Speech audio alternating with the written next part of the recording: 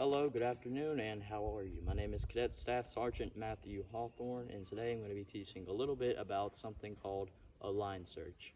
Now, to anyone who's new to CAP, they might think that the only part of CAP is the drill. You know, doing your basic left faces and your right faces, but you might be surprised to find out that this is actually not true. You see, in CAP, there's a whole broad, wide spectrum of things you can do. This ranges from flight line marshaling, learning how to marshal in an aircraft, to ground team, to how to operate a radio, and all the way, and this is all part of emergency services, of course. And in these broad subjects, there's so many interesting things you can learn about. But today I'm going to be teaching specifically about ground team, more specifically about the line search. Now, on ground team is also like CAP. It's a wide spectrum. You can be going from looking for a downed aircraft to looking for a tiny little distress beacon, or looking for a single person to looking for an entire family. And also another part of it is disaster relief. In 2004, CAP cadets were actually sent out during Hurricane Katrina. Of course, you can assume that we were limited to what we were able to do, but I mean, the fact that we were actually able to be sent out during a national emergency like that was amazing. That's a little bit of CAP history for you.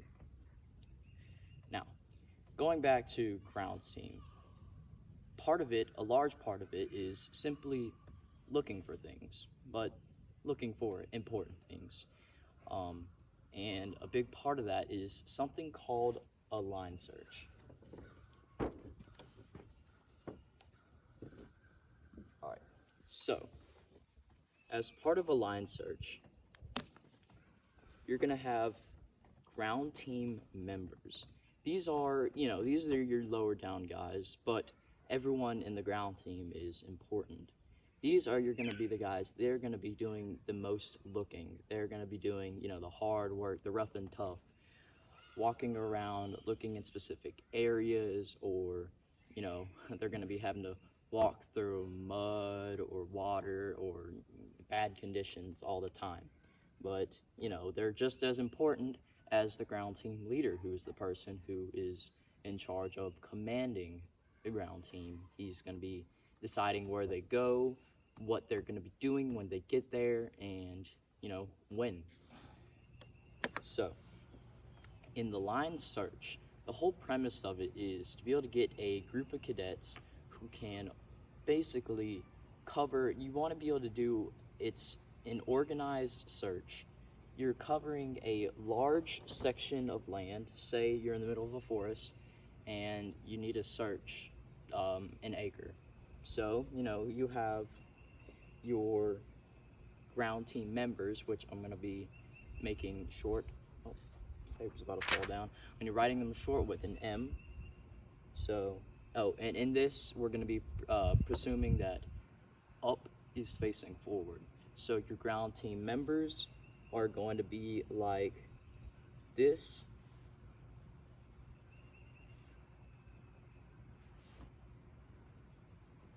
And once again, making sure that your ground team is facing forward or up. Usually, from my personal experience, I've been to a good number of SAREX, or search and rescue exercises, and usually the ground team leader is behind them in the center. So once again, assuming that up is forward, your leader is, he's usually gonna be about like this, behind them and in the center, and all these guys are facing forwards.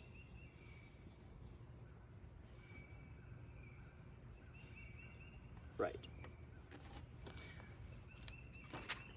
Need to pick up my paper because this is pretty important. Now, whenever you're called into a line search, what everyone is going to be doing is they're going to be going into something called double arm interval, and this is where they have both their arms stretched out like this, and the tip of their arm is going to be lined up with the tip of another person's arm. and that thing's just gonna keep on falling, isn't it? Anyways, everyone's gonna be in a horizontal line, and the ground team leader is gonna be behind them. Now, to command the ground team, or the flight line, what they're gonna be doing is, there's gonna be these things called whistle calls, and it's really windy today. Everyone's whistle calls are gonna be, it's gonna be 1, 2, 3, or multiple consecutive, or a long one, and it's basically just, they're designated to a certain call or a certain thing.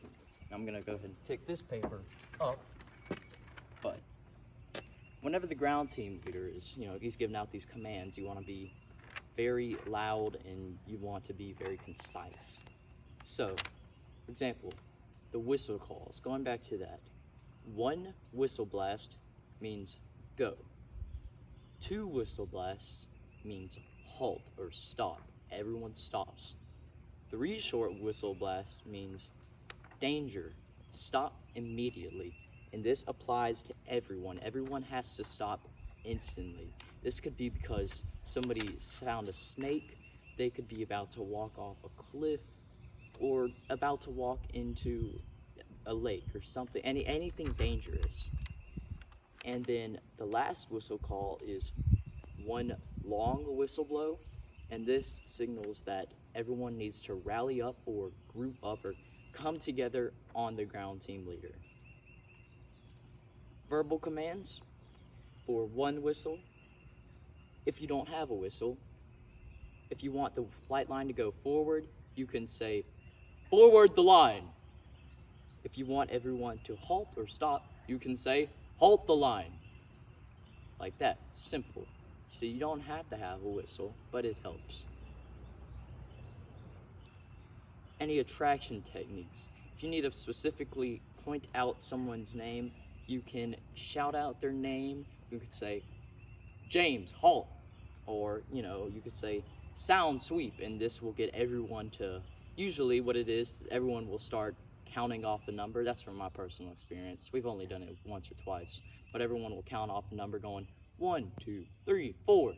And, these can be for anything. If they don't know that there's danger, but the ground team leader knows that there's danger, they'll use those verbal techniques, those attractions. Any visual danger, there's fire, if there's a snake, a cliff that they're about to walk off. These are all dangerous things that the ground team leader would have to halt the flight for. Looking for the terrain. Terrain's a really important part of it in deciding if you're going to be able to do a line search at all. Things like landslides, or in the state of Louisiana, it's probably not going to happen, but landslides are a really big issue in certain parts of the world. Broken trees are everywhere, especially in Louisiana with the Kisatchie Forest, where I live by. Yeah. Blackened or discolored terrain. This could mean that a fire had recently happened, and that's always bad because the ground can become actually pretty weak in certain areas. You never know. You might be thinking that you're about to step over a piece of broken log on the ground, but you could break through and fall into a hole. And this has actually happened to people, to hikers in the past. Smoke. Smoke is dangerous because smoke means that, smoke could actually be a good thing. I'll say that. Smoke means, you could be finding someone. If somebody had got in a downed aircraft crash, but you see smoke, that means that they could actually be camped up somewhere, which is a good thing. But on the contrary, smoke could also mean fire, or, and fire is always dangerous, no matter what. Smell. Smell is also important in relating to the smoke. You see, if you have a certain smell that is different from nature, it's a unique smell, then this could signal that there's somebody nearby. Somebody could be cooking something on a fire. The smell of fire is important because it could attract you to where that person is camped up. And if you'll give me a second, I need to get up my other paper that also fell.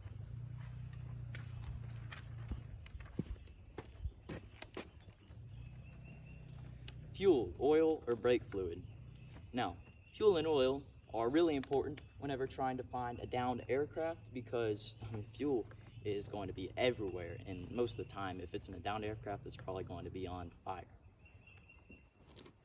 Brake fluid.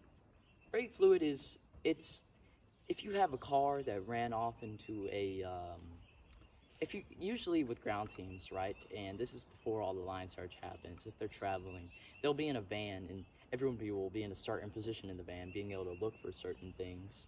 And if you see brake fluid on the ground and the road, and then you see a big trail in the trees of broken trees and certain things, you know that a car might have gone through there. There might have been a really bad wreck, and this might be the certain person that you're looking for.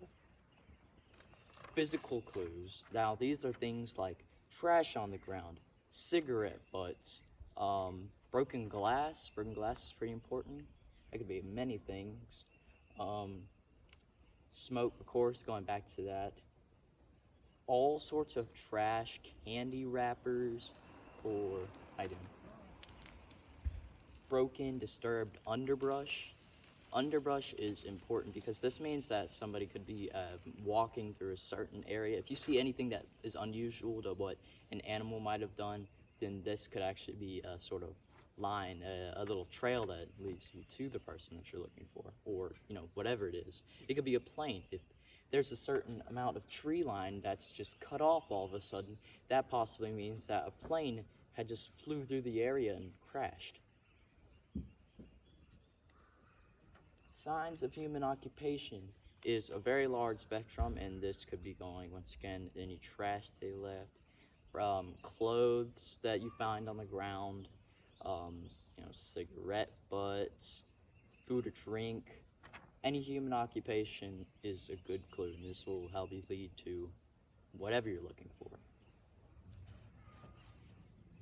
Now, this is something that you'd be doing way before you did any of the van searching or the line searching. This is the first sort of things that you organize, because these are, even though they're the first, in the way they might seem like the least important, they're actually the most important. Now, train registers, flight registers, sign-in logs, these are all things that a person might have done. Say you're looking for a downed aircraft. Well, you might go to that local airport that they usually go to, and you might want to be finding, did they check in? Did they sign in? Did they say that, hey, I'm going to be flying to Bulow Airport and it's going to be a 30-minute flight, and I'm going to be flying over the Kisatchie. Okay, well, then that means that, that gives you a general area, a good, pretty decent idea of where to start looking. Witnesses, of course, and this is some of the first things that you organize. Once again, ask witnesses, ask people. People usually, it's kind of people out of grief. They usually don't want to come to you, and they usually are sort of scared to tell you any clues, or tell you where they might have been going or where they might have left from. Witnesses are very important because they can give you some of the most vital information that you need to sort out your information, anything you need to do. Family and friends are a big part of this. You see, the family and friends, they might have not known exactly where they were going, but they can tell you their habits. Have they ever been in a situation like that before? Had they ever been in a survival situation? Did they know how they would react as a person? Would they know what to do? Would they not? Have they recently, or have they before taken that same flight plan? Have they gone to the same airport? Have they been with them when they did it?